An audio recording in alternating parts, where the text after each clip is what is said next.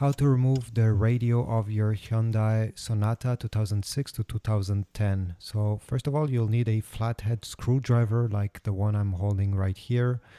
Okay, and what we need to do first is to remove this trim that is over here. You see, it's a silver trim.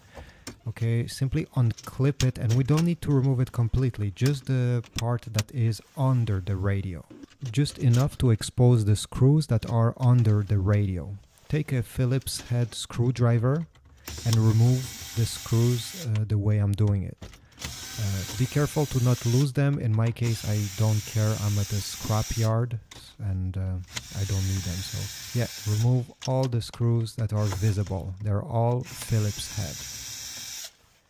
Once you have unscrewed them, next step is to take your flathead screwdriver and to unclip the side trim of the radio like that.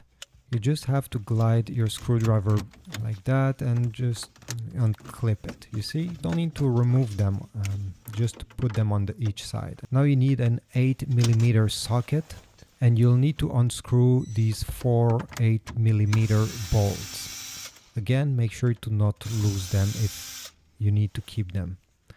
Alright, so you have 4 of them on each side. It's better if you have a deep socket since they're a bit recessed in the dash, but I guess you can do it even without a deep socket.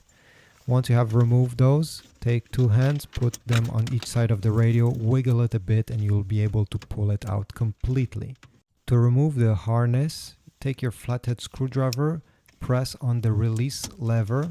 Okay, you can do it with your finger, but yeah, you see, with your flathead screwdriver, by pressing that lever right there, it will release the cable. And the other one is just the antenna. You can simply pull it out. Just a side note, you may need to unscrew the bracket of your radio if you intend to replace completely with a new model. Thanks for watching, leave a like, subscribe, and I'll see you in the next video.